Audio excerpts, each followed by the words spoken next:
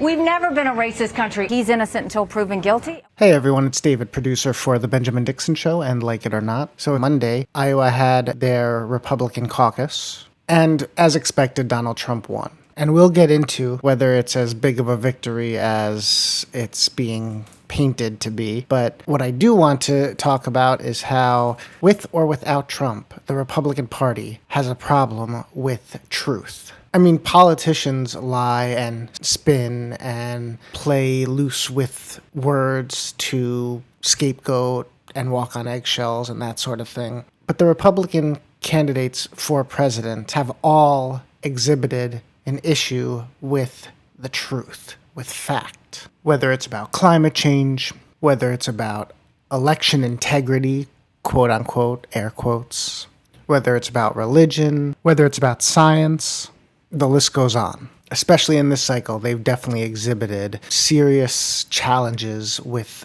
the truth. And Nikki Haley is not outside of this group. In fact, she can't even tell the truth about history or what it means to be innocent until proven guilty. So this morning she was interviewed at least twice, and we're going to show two of the clips that came out of it. She was asked if her party is racist, if the Republican Party is a racist party. And here's where she took that question. Are you a racist party? Are you involved in a racist party? No. We're not a racist country, Brian. We've never been a racist country. Our goal is to make sure that today is better than yesterday. Are we perfect? No.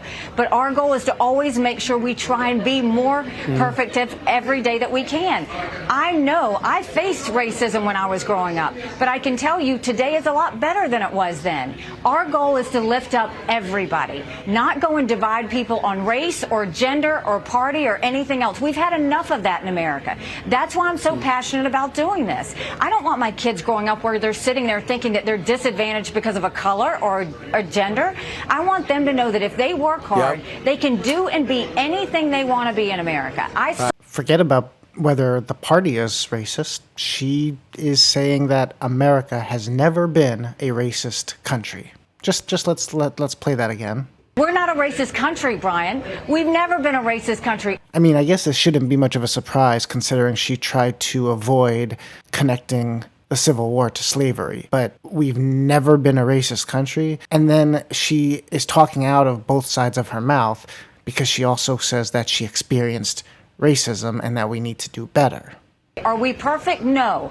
I know I faced racism when I was growing up, but I can tell you today is a lot better than it was then. Are we perfect? No. Today is a lot better than it was then. So on one hand, she's claiming that we are not a racist country and never have been. On the other, she's saying, well, we're better than we used to be. If the United States was never a racist country, then how are we better than never having been racist? We're really reaching a point where critical thinking is completely gone. We've lost the foundation to actually think about what someone says and the meaning behind words. She also seems to be dropping some socialist tones in here, and I bet you that no one is really going to notice it. Our goal is to lift up everybody. Our goal is to lift up everyone, so we aren't expected to lift ourselves up by our own bootstraps. I don't know, that sounds especially left for someone in the Republican Party, that the collective should be lifting everyone. Interesting, coming from a Republican candidate in the year 2024. So it's interesting to hear her try to pull that one out in this word salad of an answer. But she wasn't done here. In addition to ignoring the racist tendencies that the United States has been grappling with since its inception, Haley was also questioned about Donald Trump and his history of sexual abuse, and she seems to still think that he has not been found guilty. He's already been found liable for defaming E. Jean Carroll, who accused him of raping her 30 years ago. A jury found him liable for sexual abuse. And this trial that he's attending today is about damages that he must pay her. You're the only woman in this race. How do you feel about your party's front runner being held liable for sexual abuse? I mean, first of all, I haven't paid attention to his cases, and I'm not a lawyer. All I know is that he's innocent until proven guilty. And when he's proven guilty and he's sitting in a courtroom, that's exactly what I'm talking about. You've got investigations on Trump and Biden. But a lot of people, forgive me, but a lot of people in the Republican Party blow it all off and say that it's all a witch hunt, and which is because what I he think says. some of the cases this have case been in political. particular? This one I haven't looked at, but look, if he's found guilty, then he needs to pay the price. He needs to do what he's supposed to. Every one of these cases, they need to be heard out. He needs to defend himself. If he is found guilty, he's going to pay the price. If he's not found guilty, then we move forward. So just in case you didn't catch that.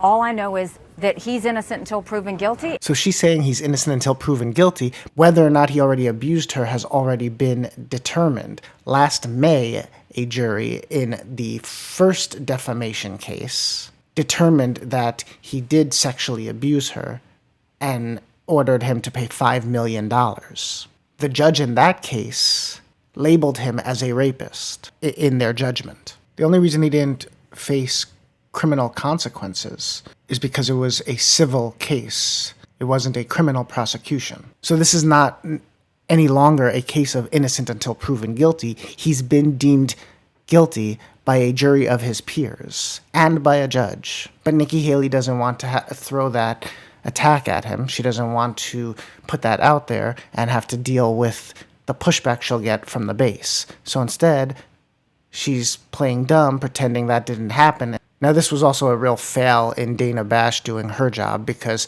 she should have addressed the fact that he was already found guilty and liable. She didn't. She just let that claim stand. Now, why this matters is because Nikki Haley is closing in and the second leading candidate after Trump. Although everyone is buying into the narrative that Trump's win in Iowa was huge, he only won by 51%. The only reason that it was such a landslide and 30-point victory was because the other half of the Republicans that participated were divided between candidates, between Haley and Ramaswamy and DeSantis. But if there weren't as many options, he wouldn't have had a landslide, especially when this is not a typical primary. He's essentially an incumbent, or more in the vein of an incumbent candidate, having been president once already.